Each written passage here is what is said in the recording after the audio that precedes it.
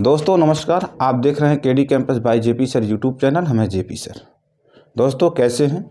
उम्मीद है कि शानदार ज़बरदस्त जिंदाबाद होंगे। जहां कहीं पर होंगे स्वस्थ मस्त और ज़बरदस्त होंगे। आपके पढ़ाई का काम बेहतर तरीके से चल रहा होगा और किसी भी समस्याओं का सामना नहीं करना पड़ रहा होगा। दोस्तों आप जानते हैं कि यह मेंडल बैच चल रहा है और मेंडल बैच का एक कंटिन्यूटी के साथ हम आपके पास वीडियो पहुंचाने का प्रयास कर रहा हूं और हमें उम्मीद है कि हमारी वीडियोस कंटेंट के स्तर पर, लैंग्वेज के स्तर पर, अंडरस्टैंडिंग के स्तर पर आपको चीज़ें बेहतरीन तरीके से समझ में आ रहा होगा। दोस्तों याद रखिएगा, हमारा मानना है कि अगर आप जेनेटिक्स में आपको 0 आता है तो यकीन मानिए कि अगर हमारे सारे वीडियोस जेनेटिक्स को आप 1 बाय 1 देख करके हमसे जुड़े रहेंगे तो यकीन मानिए कि आप एक दिन जेनेटिक्स के क्षेत्र में हीरो बन जाएंगे और फिर आपके अंदर से खुद ही वो भावना आना शुरू हो जाएगा कि वास्तव में जेनेटिक्स हमको किसी ने पढ़ाया है। दोस्तों आपको पता है कि हम जो टॉपिक कवर कर रहे हैं, जो टॉपिक को पढ़ा रहे हैं, वो टॉपिक किसी एक डायमेंशन को ध्यान में नहीं रख रहे हैं।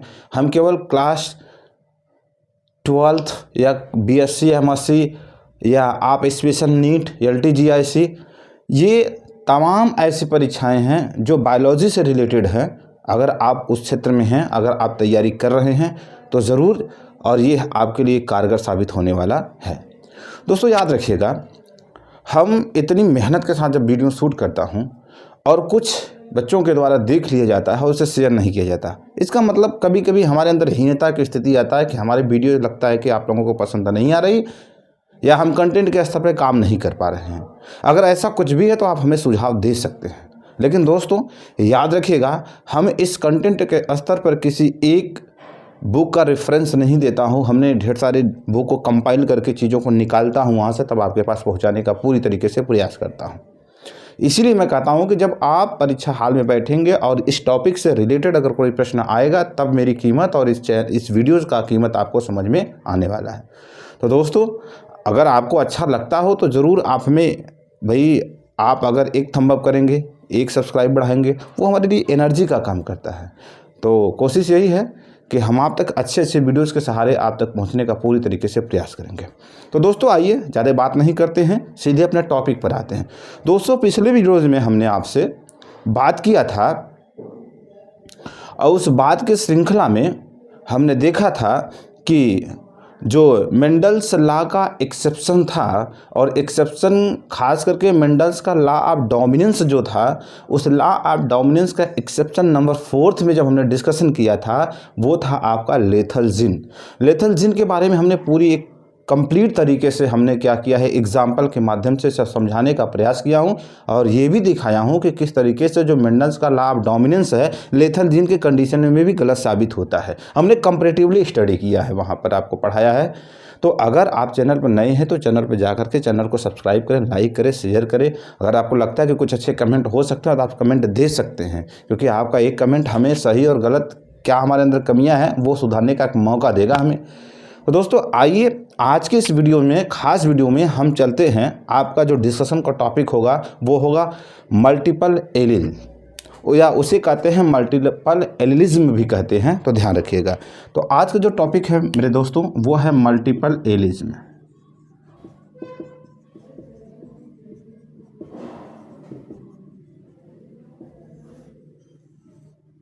आज हमारी आपकी बात इसी मल्टीपल एलिज्म पर होने वाली है कि क्या होता है मल्टीपल एलिलिज्म।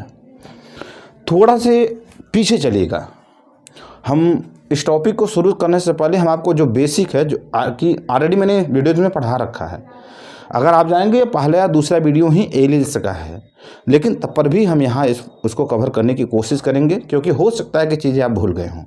लेकिन हम यहाँ पर एलिलिज्म की बात करने से पहले हम एलिल्स की बात कर लेते हैं, जो कि हमने बात किया था। हम जानेंगे कि एलिल्स क्या होते हैं। एलिल्स को जब हम डिफाइन कर रहे थे उस समय हमने कहा था कि alternative forms of gene known as alleles. देखिएगा मैं इसे फिर से समझा देता हूँ। इसे कहते हैं alternative forms of gene known as allele. ठीक है। अब अल्टरनेटिव फॉर्म्स ऑफ जीन क्या होता है इसे समझते हैं। देखिए जो alternative forms of gene known as alleles, ये जो अल्टरनेटिव जीन्स होते हैं ये जीन्स किसी होमोलॉगस क्रोमोसोम पर होते हैं। कहाँ होते हैं? होमोलॉगस क्रोमोसोम पर होते हैं। इसका मतलब ये है कि अब हमें यहाँ होमोलॉगस क्रोमोसोम को भी समझना पड़ेगा। जब तक हम होमोलॉगस क्रोमोसोम को नहीं समझेंगे तब तक हम एलील्स को नहीं समझ सकते, जाहिर सी बात है। आइए देखते हैं होमोलॉगस क्रोमोसोम क्या होता है। हमने कहा कि ये है आपके सपोज मान लेते हैं ए और बी एक होमोलॉगस क्रोमोसोम है।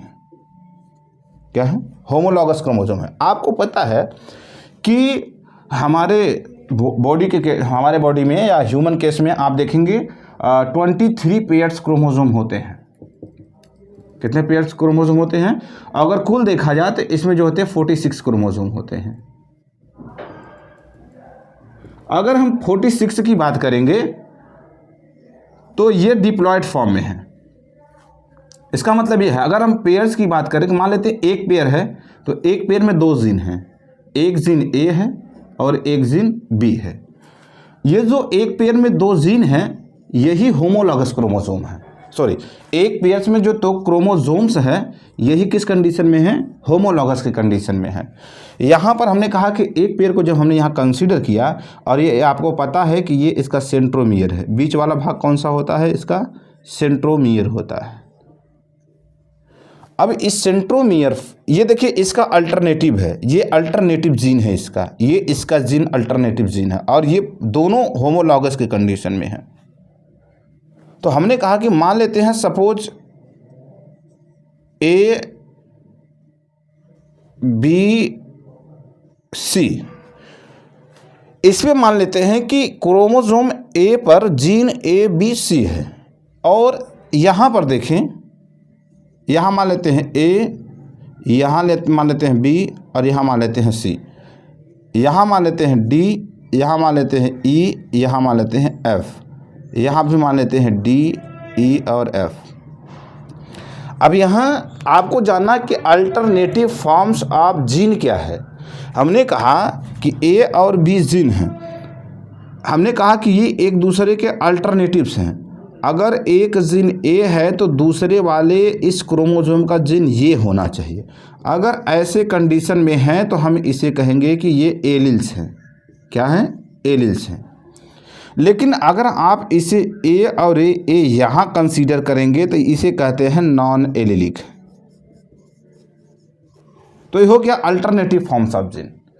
एक ही जीन पर नहीं, एक ही जीन पर नहीं हो, एक ही क्रोमोसोम पर जीन नहीं होना चाहिए। एक ही क्रोमोसोम पर जीन का सिचुएशन नहीं होना चाहिए, उसके होमोलॉगस क्रोमोसोम का जो अल्टरनेटिव क्रोमोसोम है उस पे जीन की सिचुएशन हो चाहिए। तो यहाँ अब यहाँ पे क्या होगा? कैपिटल ए और कैपिटल ए किस फॉर्म में हो गए? एलिलिक फॉर्म में हो गए। तो इसे हम कहेंगे एलील्स। तो ध्यान रखिएगा, हमको समझाना है मल्टीपल एलीलिम्स क्या होता है। अगर इसके हम थोड़ी सी कह सकते हैं कि आपको कंटेंट के स्तर पर बात करें कि किस तरीके, देखिए हम इसे 2 तरीके से समझाएंगे, इसके डिफिनेशन को 2 तरीके से डिफाइन करेंगे और दोनों का मतलब सेम है। और ये भी जानेंगे कि आखिर मल्टीपल एलीलिज्म क्यों क्रिएट होता है, कंडीशन क्या है, क्यों ऐसा होता है। अब सबसे बड़ी बात ये जानने हैं कि मल्टीपल एलीलिज्म को डिफाइन किस तरीके से करें। तो ध्यान रखिएगा, जनरली कहा होता है कि एक फिनोटिपिक कैरेक्टर को यदि 2 से अधिक एलील्स गवर्न करना शुरू कर दे, कंट्रोल करना शुरू कर दे, तो हम उसे कहते हैं मल्टीपल एलील। हमने क्या बोला? 1 phenotypic character governed bye more than 2 alleles known as multiple alleles. This phenomenon is known as multiple allelism. तो ये है इसका डिफिनेशन। हमने क्या कहा कि 1 phenotypic character governed by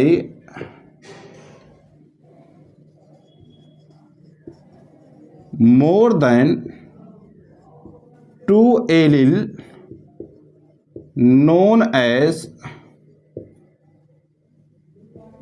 multiple allele. Phenomenon is known as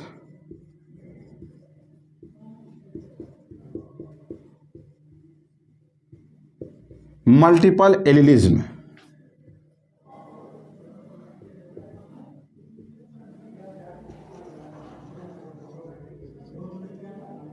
ये हो गया इसका डेफिनेशन। यदि एक फिनोटाइपिक कैरेक्टर को दो से अधिक जीन गवर्न करना शुरू कर दे, कंट्रोल करना शुरू कर दे, तो हम उसे कहते हैं मल्टीपल एलील। और उस फेनामिनान को क्या कहते हैं, गवर्न करने की जो फेनामिनान है हम उसे क्या कहते हैं, मल्टीपल एलिलिज्म कहते हैं। ये बात आपको समझ में आई होगी।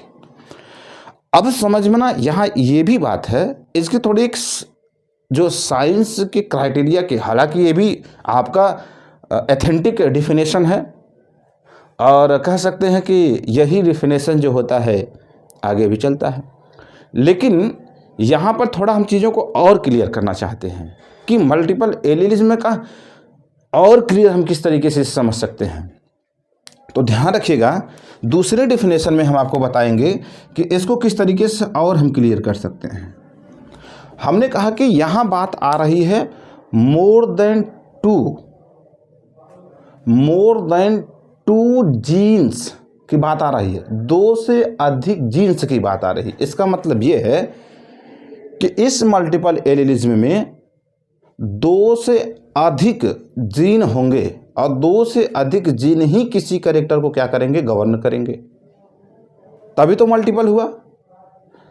अब समस्या यहाँ है कि आखिर ये क्रिएट ही क्यों होती है। क्या जो जीन हैं, जो मल्टीपल जीन हैं, जो मल्टीपल एलील्स हैं, जीन भी कर लीजिए कोई बात नहीं, जो मल्टीपल एलील्स हैं उनकी सिचुएशन क्या होगी, क्या वो डिफरेंट क्रोमोसोम के होंगे, उनकी पोजीशन क्या होगी, क्या उनकी सेम लोकस होगी, इस पे हम बात करेंगे तो चीज़ें और क्लियर आपके सामने हो सकती है। तो दोस्तों देखिए किस तरीके से हम चीज़ों को आपको समझाने का एकदम बेहतरीन तरीके से प्रयास कर रहा हूँ। मेरी पूरी कोशिश है कि आपसे ये चीज़ें छूट न जाएँ, आपसे परीक्षा में प्रश्न छूट न जाए और ख़ास करके नीट 2024 वाले तो याद रख लें, इसे यहाँ से प्रश्न आना ही आना है, क्योंकि ये मैथमेटिकल कॉन्सेप्ट है। अभी हम इसमें मैथमेटिक्स पे भी बात करने वाले हैं आपसे। अब आइए देखते हैं कि इसका जो एक अप्रोच जो बेहतरीन कह सकते हैं कि आप इसको डेफिनेशन है और क्लियर किस तरीके से होगा, इस पर हम बात करते हैं। इसे कहेंगे, इसे हम इस तरीके से डिफाइन कर सकते हैं कि more than to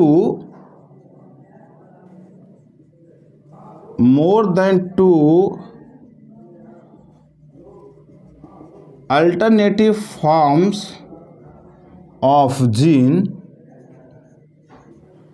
more than two alternative forms of gene, alternative forms of same gene कर लेंगे यहाँ पे,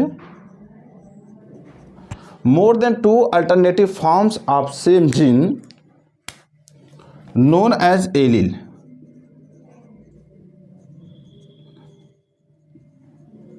दोनों का मतलब वही है, ये भी डेफिनेशन वही है, ये भी डेफिनेशन वही है, लेकिन इसकी जो दूसरी कंडीशन है वो क्या है कि जो मोर देन टू जीन है या जो एलील मल्टीपल एलील्स है वो क्रिएट ही क्यों हुआ। तो हम यहाँ लिख सकते हैं कि multiple alleles create due to mutation के वजह से ही मल्टीपल एलील की कंडीशन, याद रखिएगा, मल्टीपल एलील की कंडीशन म्यूटेशन की वजह से होती है। म्यूटेशन क्या होता है, suddenly change in the gene के स्तर पर कोई अचानक सा परिवर्तन होता है, क्या कहलाता है, म्यूटेशन कहलाता है। तो हमने कहा कि यहाँ पर जो मल्टीपल एलिलिज्म की कंडीशन है वह म्यूटेशन की वजह से हो रहा है। और क्या हो सकता है, यहाँ पर जो मोर देन 2 अल्टरनेटिव जीन्स हैं, इसको देखना पड़ेगा कि इनकी लोकाई क्या है, इनकी पोजीशन क्या है, लोकस क्या है। क्योंकि प्रश्न है, प्रश्न में दे सकता है कि डिफरेंट लोकस, सेम लोकस, इस तरीके से भी प्रश्न आपके परीक्षाओं में पूछ सकता है। तो हम कोशिश कर रहे हैं कि यहाँ पर ये चीज़ें आपसे छूट न जाए। तो दोस्तों याद रखिएगा, यहाँ पर जो ये मल्टीपल एलील है,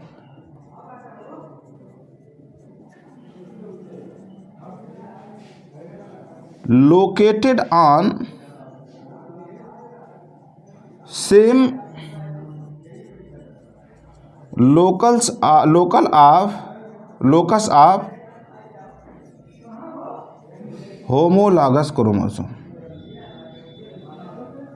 ठीक है, यहाँ पर जो मल्टीपल एलील है या जो अल्टरनेटिव जीन हैं, वो अल्टरनेटिव जीन होमोलॉगस क्रोमोसोम के सेम पोजीशन के होंगे।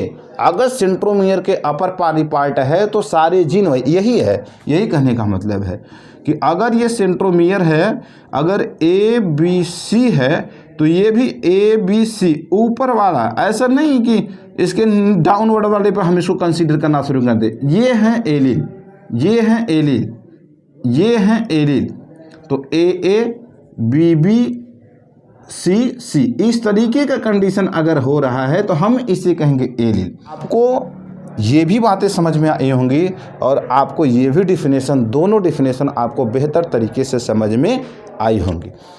अब हम देखते हैं कि कुछ एग्जाम्पल के माध्यम से हम मल्टीपल एलील्स को समझने का प्रयास करते हैं, क्योंकि जब तक हम एग्जाम्पल को नहीं कंसीडर करेंगे और एग्जाम्पल के माध्यम से चीज़ों को पढ़ने की कोशिश नहीं करेंगे तो वो चीज़ें आपको समझ में बेहतरीन तरीके से नहीं आएंगी। तो आइए चलते हैं, एग्जाम्पल के माध्यम से हम समझने का प्रयास करते हैं। हम एक एग्जाम्पल को कंसीडर करेंगे और उस पर हम एक्सपेरिमेंट है उसको हम कंप्लीट करने की कोशिश करते हैं। तो दोस्तों एग्जाम्पल से समझने का इसे प्रयास करते हैं। मल्टीपल एलिज्म को हम एग्जाम्पल के सहारे समझने का प्रयास करते हैं और हम सबसे पहला एग्जाम्पल लेते हैं ब्लड ग्रुप ऑफ ह्यूमन।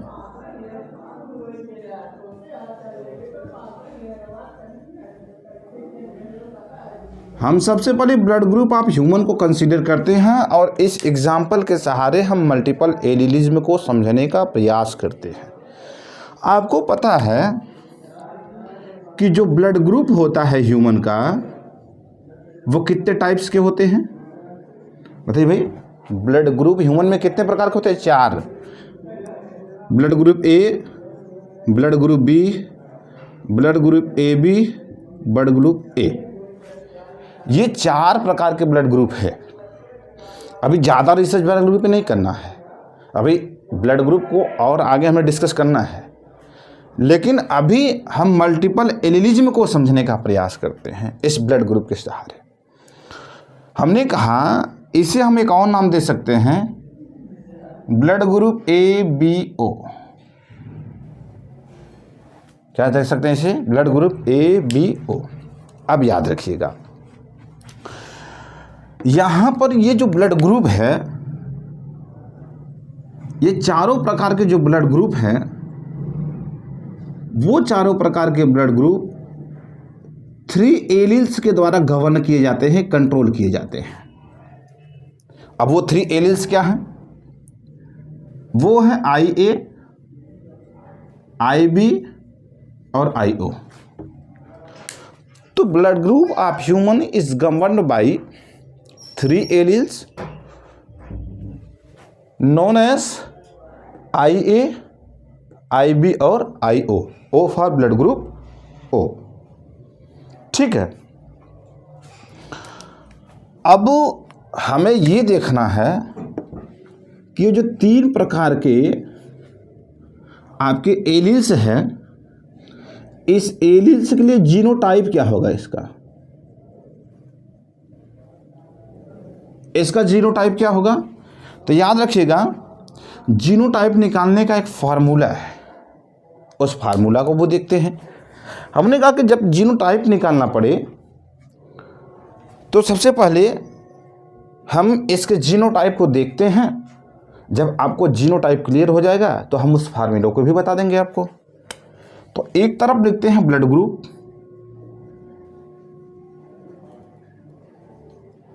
और एक तरफ लिखते हैं जीनोटाइप।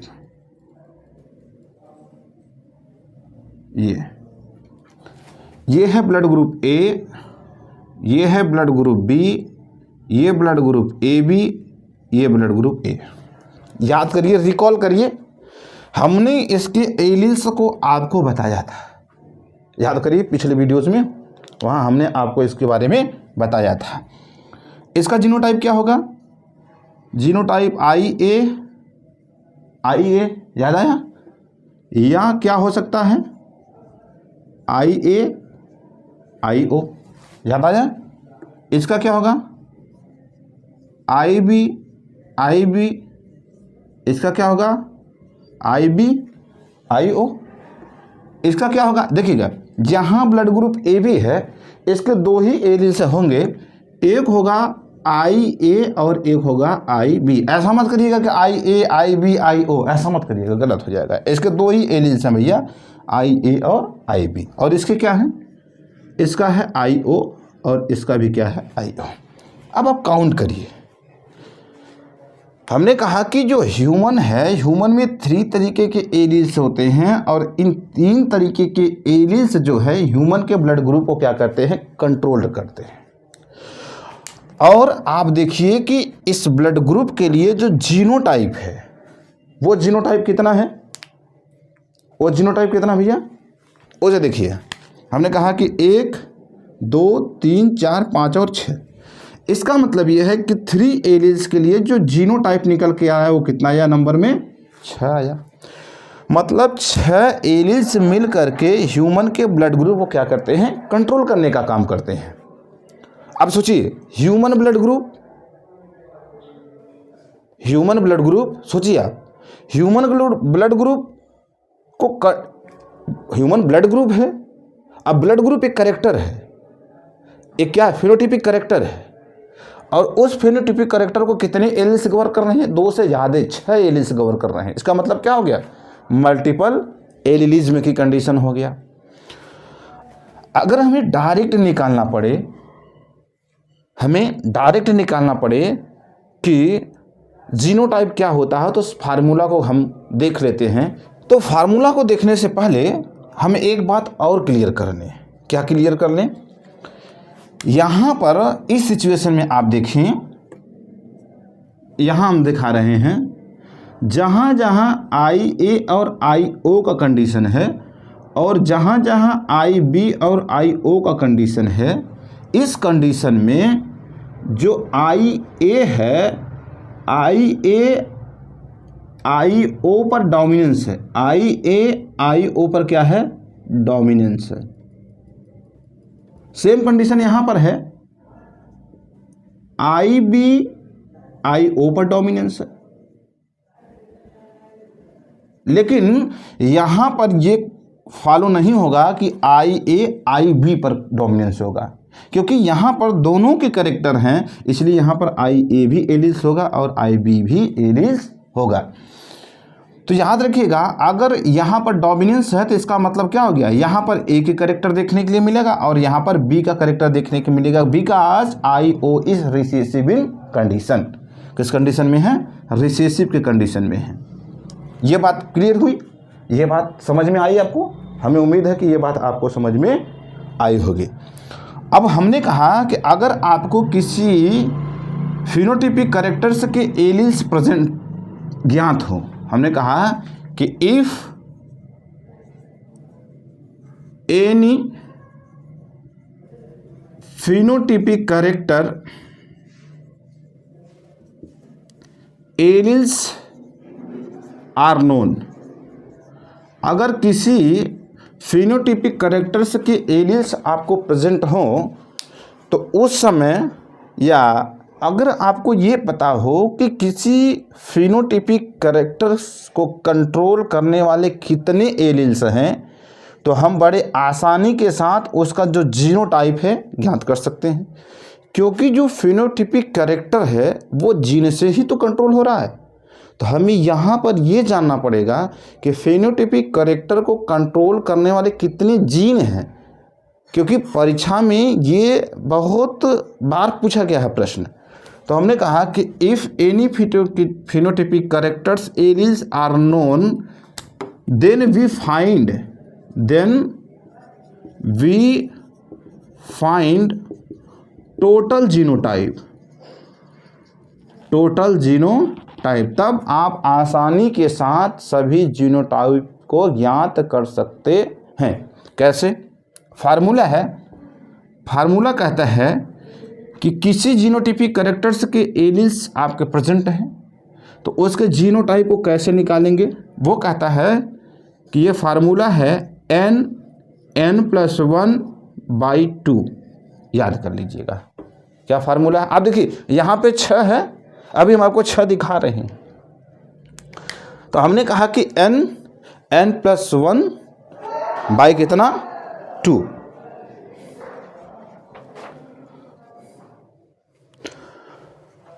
Here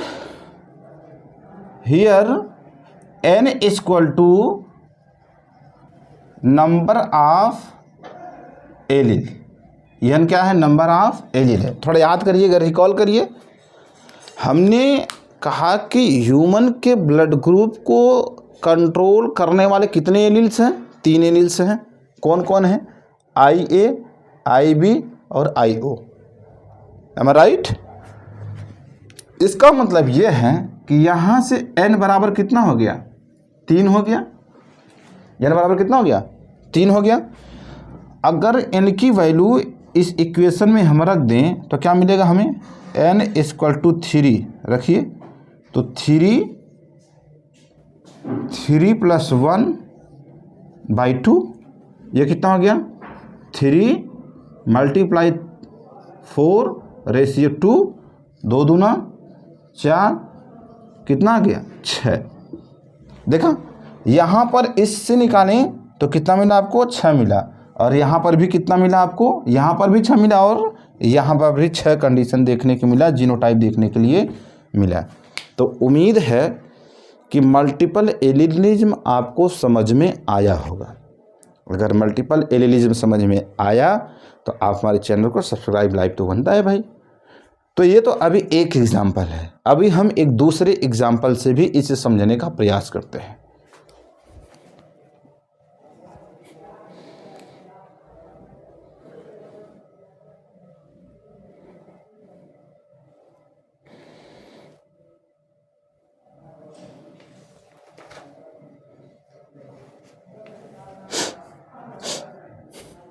उससे पहले एक प्रश्न हो जाए, दूसरे एग्जाम्पल पे आने से पहले एक प्रश्न हो जाए इस पर, जो हमने आपको जीनोटाइप निकालने का फार्मूला बताया है, उस फार्मूले पर एक प्रश्न हो जाए, क्वेश्चन हो जाए। क्वेश्चन है, मान लीजिए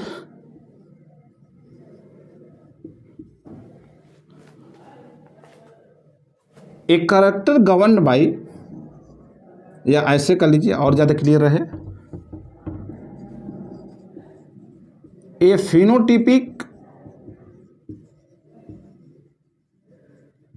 character govern by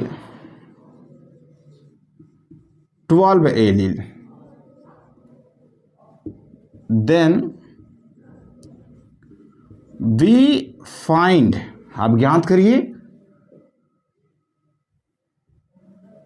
number of genotype character, number of genotype character. अगर आपको किसी फिनोटाइपिक कैरेक्टर्स को ये पता है कि इसे 12 एलील मिल करके गवर्न कर रहे हैं, तो आप ज्ञात करिए कि उसका जीनोटाइप कितना होगा। तो कमेंट करके बताइएगा, लेकिन हम सलूशन आपको बता रहे हैं। हमने कहा कि जो फिनोटाइपिक कैरेक्टर है उसे जो एलील्स करने वाले, जो गवर्न करने वाले एलील्स हैं, नंबर ऑफ एलील्स हैं, वो कितने हैं? 12 है। तो फार्मूला याद करिए, जीनोटाइप निकालने के लिए फार्मूला याद करिए, हमने क्या बताया था? हमने बताया था कि यदि आपको जीनोटाइप निकालना है तो जीनोटाइप निकालने के लिए फार्मूला है n+1/2। n का मान यहाँ से कितना है?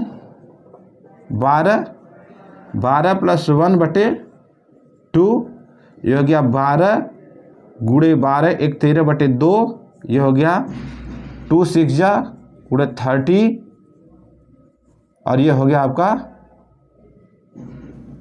इतने जीनोटाइप होंगे, इतने जीनोटाइप होंगे, ठीक है। और एक देख लेते हैं, उसमें कौन सी बड़ी बात है। हमने कहा कि ए फिनोटाइप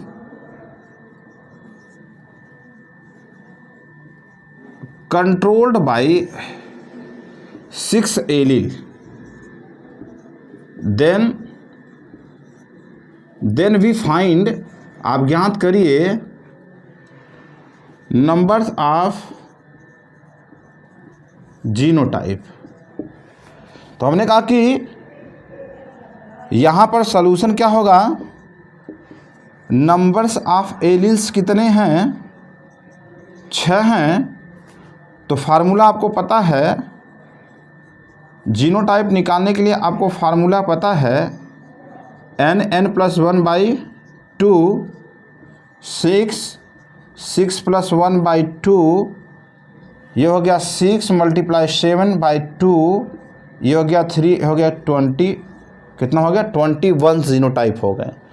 21 जीनोटाइप हो गए जो कि 6 एलील्स के द्वारा क्या हो रहे हैं?